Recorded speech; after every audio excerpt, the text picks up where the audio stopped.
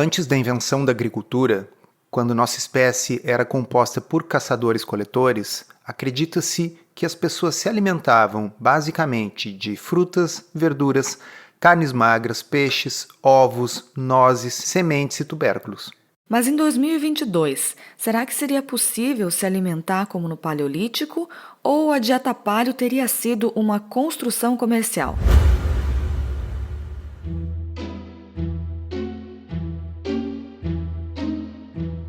Comida sem filtro. Saúde, low carb, estilo de vida, evidências científicas e, claro, nossas opiniões. Toda semana um episódio novo e gratuito para você. Comigo, Dr. Souto.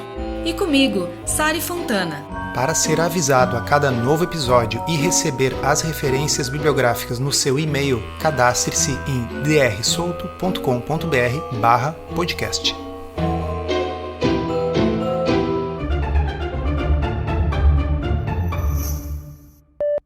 Pois é, no início dos anos 2000, a dieta paleo foi uma coisa que entrou na moda. E o que propunha a dieta paleo? Paleo vem de paleolítico, e paleolítico é o período anterior ao desenvolvimento da agricultura. Portanto, o que estava se tentando montar era uma forma de se alimentar um pouco mais parecida com aquela com a qual nós evoluímos. Ou seja, uma dieta paleo é uma dieta que não tinha alimentos ultraprocessados, porque isso não existia. Era uma dieta que não tinha açúcar refinado, farináceos, biscoitos, pães, porque isso não existia. A dieta paleo exclui os alimentos que ficaram mais comuns quando começou a agricultura em pequena escala, cerca de 10 mil anos atrás. Isso inclui cereais, legumes e produtos lácteos também. Pois é, então recentemente nos marcaram numa matéria da BBC Brasil e eu acho que a forma como essa matéria está escrita é maliciosa, no sentido de falar mal de algo que, tudo indica, pela literatura científica, é uma forma saudável de se alimentar. E veja, não é a primeira vez que isso acontece.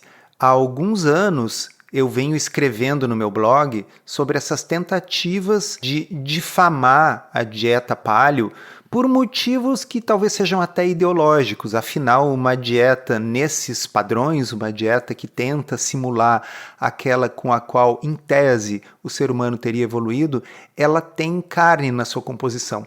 E a gente sabe que hoje em dia existe essa tendência de defender dietas plant-based. Então, se dietas baseadas em plantas têm que ser boas, a dieta paleo tem que ser ruim. A matéria inclui citações de Hermann Ponzer, professor de Antropologia Evolutiva e Saúde Global da Universidade de Duke, nos Estados Unidos. Abre aspas. Existem muitos mitos sobre o que comiam os seres humanos no passado, afirma Ponzer. São crenças românticas baseadas na suposição de que haveria uma dieta natural. Mas depois de trabalhar diretamente com uma comunidade de caçadores-coletores, o cientista conseguiu observar e medir o que eles realmente comiam. Os Hadzas, na Tanzânia. Ponzer foi à Tanzânia para estudar e viver com os Hadzas, um grupo de caçadores-coletores. Eles são o povo atual mais próximo da vida que teriam levado os nossos ancestrais. Em vez de cultivar ou criar os animais, os Hadzas vivem do que encontram enquanto percorrem longas distâncias. Ponzer passou a última década estudando a saúde e a fisiologia desse grupo. Os Hadzas caminham até 10 quilômetros por dia, caçando animais selvagens, coletando mel, cavando a terra em busca de tubérculos, colhendo frutas ou transportando água e lenha. Ou seja, uma dieta paleolítica. Depois de estudar os dados obtidos dessa e de outras comunidades pelo mundo, o pesquisador defende que, na verdade, não existe uma dieta paleolítica, já que os caçadores-coletores tinham muitas dietas dependendo do clima, da estação e de muitas outras condições. Mas tinha sucrilhos? Tinha pão? Refrigerante? Salgadinho? Biscoito recheado? Tinha. Então, sim, é óbvio que existiam tantas dietas paleolíticas como existiam populações diversas em regiões diversas do mundo. A dieta paleo não é sobre tentar reconstruir aquilo que seria a única dieta com a qual a humanidade inteira evoluiu, porque isso não existe. A dieta paleo é uma dieta que tenta simular, com alimentos modernos, uma forma de se alimentar que não seja tão diferente daquela com a qual a nossa espécie evoluiu. E o exemplo do Ponzer, dos Hadza, se enquadra nisso. E também não é a única forma que os caçadores-coletores se alimentam. Os Hadza se alimentam assim. Se a gente for, por exemplo, na floresta amazônica, os Yanomami se alimentam de uma forma completamente diferente. Se nós formos para o Ártico, os Inuit se alimentam de uma forma completamente diferente. Agora, nenhum povo originário caçador-coletor, e certamente não os nossos antepassados, antes da invenção da agricultura, consumiam alimentos ultraprocessados derivados da agricultura. Então, eles estão criticando o que exatamente? Esse é o ponto.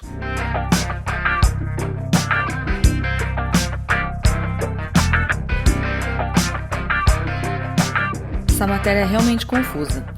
Eles citam aqui que normalmente a dieta dos caçadores-coletores inclui um equilíbrio entre plantas e animais, mas ela varia muito na sua composição, de acordo com Ponzer. E de acordo com qualquer pessoa razoável e de acordo com todos os livros que foram escritos sobre a dieta paleo. Ninguém nunca disse que tinha que ser só carne. Dieta paleo é low carb?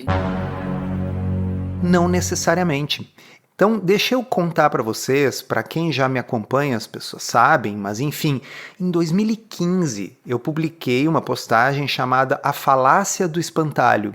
Eu acho que cabe aqui ler uns trechos dessa postagem, porque essa reportagem da BBC é exatamente a questão da falácia do espantalho. O que é a falácia do espantalho? Vamos lembrar, pessoal, o espantalho é aquele boneco de palha vestido com roupas velhas e um chapéu que às vezes se coloca para tentar espantar os pássaros, né? Então o boneco ele está se tentando passar pelo fazendeiro de verdade, mas na realidade ele não é o fazendeiro de verdade, ele é só um boneco de palha. Então como é que se define a falácia do espantalho? Entre aspas, a falácia do homem de palha ou falácia do espantalho é um argumento em que a pessoa ignora a posição do adversário no debate e a substitui por uma versão distorcida, que representa de forma errada essa posição.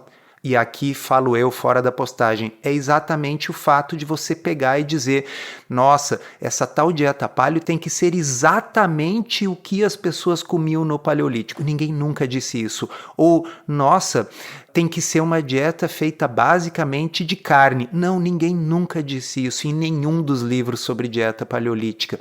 Ou, nossa, como que você vai querer ter uma dieta com a qual a espécie evoluiu se o ser humano é extremamente diverso e houve incontáveis dietas paleolíticas? Sim, todo mundo sabe disso, isso está em todos os textos já escritos sobre dieta paleolítica. Então, quando está se criticando uma dieta paleolítica porque é impossível comer exatamente como eles comiam, ou eles não comiam só carne, etc., você está criticando um espantalho da dieta paleolítica, e não a dieta paleo como ela foi proposta originalmente. Se você quer aprender a fazer low carb de um jeito certo, que funciona e sem loucuras, considere se inscrever no Podcurso. É um curso todo em áudio, em que a gente responde de forma prática as 50 principais dúvidas sobre o assunto. São mais de 25 horas de conteúdo para você ouvir quando quiser, com a gente e convidados especiais. Você pode conhecer os detalhes acessando drsolto.com.br/podcurso. Com relação às tendências de comercializar produtos, quando uma certa tendência alimentar entra na moda, isso acontece com todas elas. Se a gente observar mercados mais evoluídos em ultraprocessados, como o americano, por exemplo, você encontra em algumas gôndolas produtos alegadamente paleo, entre aspas. E aí você vai olhar a lista de ingredientes e você vai ver que é uma bomba de carboidrato, muitas vezes uma barra feita com mel, um monte de tâmaras, frutas cristalizadas e etc. Então é lógico que sim, com a popularização da dieta paleo, muita coisa processada acabou chegando aos supermercados, tentando embarcar na carona disso, mas isso também não era o que compunha as dietas dos caçadores-coletores. É muito diferente você andar 10 quilômetros por dia para ter que buscar suas próprias frutas do que transformá-las em coisas desidratadas e uni-las com um monte de outras coisas super calóricas, como nuts, etc., numa barra para ter no bolso a qualquer momento, no mínimo sinal de fome, né, gente? Quem me acompanha aí há mais de 10 anos no blog sabe que há alguns anos atrás eu mudei o nome do blog, que originalmente era Dieta Low Carb e Paleolítica, e virou Ciência Low Carb, justamente porque essa denominação dieta paleolítica ou dieta paleo acabou sendo abastardada com o tempo. Mas, voltando para aquela postagem da falácia do espantalho, ali eu conto uma historinha que eu acho que é legal vocês conhecerem. O termo dieta paleolítica foi cunhado em um estudo acadêmico publicado no New England Journal of Medicine em 1985. Tinha como objetivo caracterizar a dieta dos vários povos caçadores-coletores, viu, Pontzer? Os vários povos caçadores-coletores, ainda existentes à época, nos quais as chamadas doenças da civilização, obesidade, síndrome metabólica, diabetes, doença cardiovascular, câncer e Alzheimer, eram virtualmente ausentes, mesmo controlando-se para a idade. Bom, aí o que acontece? Essa ideia da dieta paleolítica, que, repito, foi posta na literatura no New England em 1985, foi posta à prova em alguns ensaios clínicos randomizados. E adivinha, pacientes diabéticos melhoraram mais do diabetes com uma dieta nestes moldes, uma dieta paleo, do que com a dieta proposta pela Associação Americana do Diabetes. Pacientes com síndrome metabólica melhoraram mais da síndrome metabólica com este tipo de dieta do que com a dieta padrão da pirâmide alimentar. De modo que, embora eu ache que esse conceito da dieta paleo tenha ficado tão abastardado que eu não uso ele mais, até porque existe todo esse espantalho de que é a dieta dos homens das cavernas, é uma dieta só de carne, etc. Se vocês olharem a postagem lá no blog, eu tenho reproduções, fotos bizarras de como a imprensa mostrava isso. Então aparece um sujeito comendo carne com as mãos, todo sujo. Carne crua, parecendo um ator de filme de terror, assim. Então assim, é super bizarro, mas que fique claro, o conceito de dieta paleo, da forma como ele foi proposto na literatura científica nos anos 80, foi testado em ensaios clínicos randomizados e mostrou benefício. E o fato de que não era exatamente assim que os seres humanos comiam no Paleolítico não interessa pelo mesmo motivo que não interessa na dieta mediterrânea. Porque não sei se vocês sabem, mas a dieta mediterrânea também é uma criação moderna. A forma como a dieta mediterrânea foi criada, essa que é proposta hoje em dia, essa que é tão defendida, está muito bem descrita no livro Gordura Sem Medo, da Nina Teicholz, e foi um grupo de industriais, pessoal envolvido com o azeite de oliva, que resolveu criar uma associação e propor uma dieta mediterrânea idealizada, que não representa a forma exata como nenhum povo come no Mediterrâneo. E mesmo assim, essa dieta mediterrânea, na forma que foi proposta, foi testada em ensaios clínicos randomizados e mostrou benefício. Se eu não posso falar de dieta paleo porque não representa exatamente como todos os povos no Paleolítico comiam, eu também não posso falar da dieta mediterrânea, porque isso que se chama de dieta mediterrânea não representa a forma exata de comer de nenhum país do Mediterrâneo. Você citou essa postagem antiga do blog, né, que ainda é muito atual, e agora eu lembrei de uma outra que também aborda a dieta paleolítica, que você fez uma provocação no título. E se os paleolíticos comessem pão, como será que seria? Pois é, essa aí foi uma postagem que eu fiz assim com raiva, porque sim, eu fico com raiva quando as pessoas atacam algo que é bom para a saúde por motivos ideológicos. Então eu tinha escrito lá, recentemente um estudo sugeriu que os carboidratos, além da caça, teriam sido importantes para a evolução do cérebro humano, e isso gerou manchetes bombásticas. O estudo não foi baseado em novas descobertas arqueológicas ou algo do gênero, é uma hipótese apenas, e não é exatamente nova. E aí, naquela postagem, eu cito alguns ensaios clínicos randomizados que mostram que uma dieta pobre em carboidratos é eficaz para o emagrecimento, que uma dieta nos moldes da dieta paleo é excelente para síndrome metabólica, e aí eu faço essa brincadeira. Suponhamos que amanhã um arqueólogo descubra um pão inteiro, feito de trigo, refinado, dentro de uma máquina de pão num sítio arqueológico. Isso mudaria o fato de que os diabéticos melhoram mais com uma dieta sem pão? Isso mudaria o fato de que pessoas com síndrome metabólica, quando consomem uma dieta nos moldes propostos pelo conceito moderno de dieta paleo, melhoram mais? Não mudaria. E isso nos traz novamente ao artigo da BBC, que encerra questionando por que será que nós somos mais gordos hoje do que os nossos ancestrais. E aí o pesquisador responde que essa é a pergunta de $1 milhão.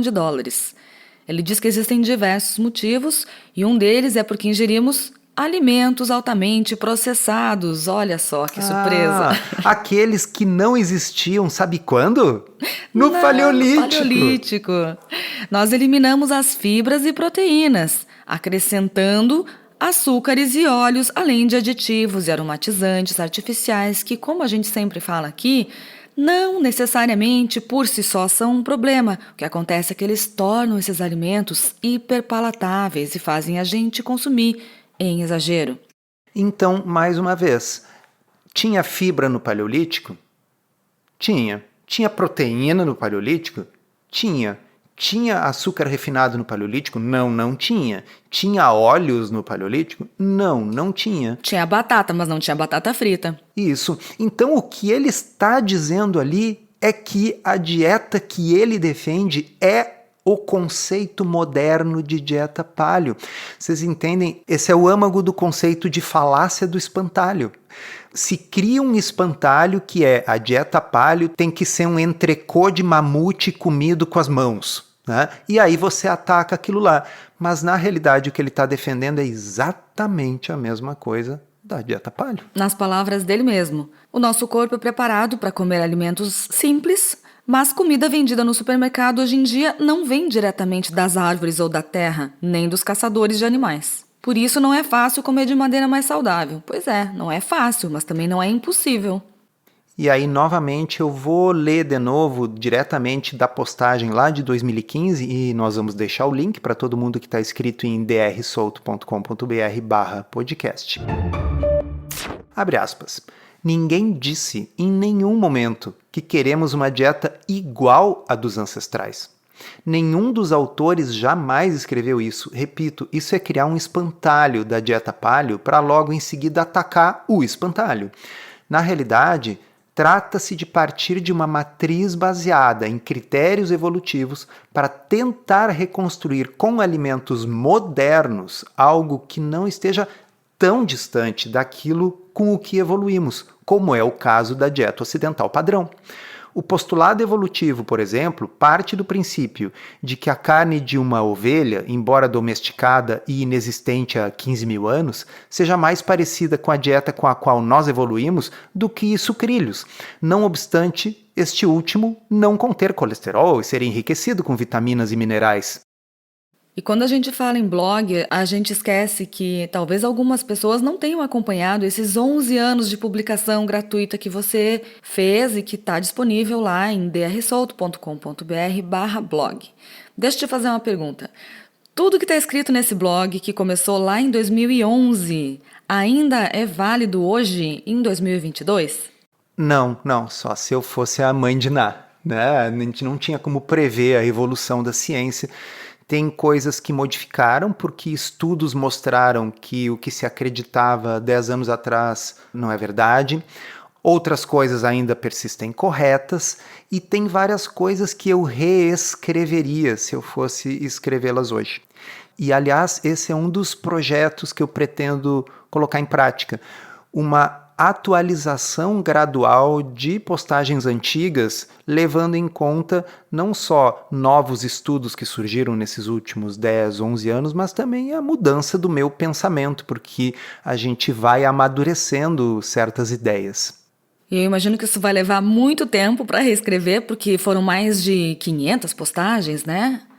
Ah, com certeza. E nem todas necessariamente precisam ser modificadas. E isso vai acontecer dentro de um projeto maior que eu queria contar para vocês, ouvintes. Uma área de membros do blog Ciência Low Carb.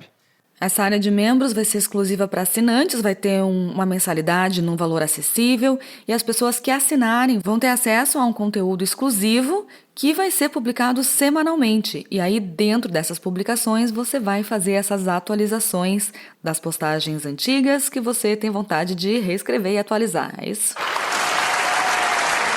É isso aí, porque resulta que a gente sempre tem na vida uma série de prioridades e o blog acabou recebendo menos atenção do que deveria com o passar do tempo, porque o dia continua tendo 24 horas. Por exemplo, a gente roteirizar e gravar um episódio de podcast, depois editar, toma tempo. A gente tem família, tem consultório para atender. Você escreveu um livro. Exato, que tomou também muito tempo, por muitos e muitos meses. Então, entender que escrever é um trabalho que precisa ter algumas horas do dia reservadas para isso e que, como todo trabalho, precisa ser remunerado, foi uma ideia que eu levei aí mais de 10 anos para amadurecer. Mas uma vez esse projeto saindo do papel, significa que a gente vai ter postagens com uma frequência no mínimo semanal, com a curadoria dos assuntos que mais interessam no mundo low carb. Então fique atento às próximas semanas, porque essa novidade vai estar disponível. Por enquanto, as postagens premium estão sendo liberadas para todo mundo lá em drsolto.com.br/blog. Encerramos assim esse episódio do Comida Sem Filtro, que foi idealizado, roteirizado e produzido por nós. Se você gostou, divulgue para os seus amigos e inscreva-se na sua plataforma preferida para não perder nenhum episódio. As informações contidas neste podcast são apenas para fins informativos e podem não ser apropriadas ou aplicáveis às suas circunstâncias individuais. Este podcast não fornece aconselhamento médico ou profissional e não substitui a consulta com um médico e/ou nutricionista.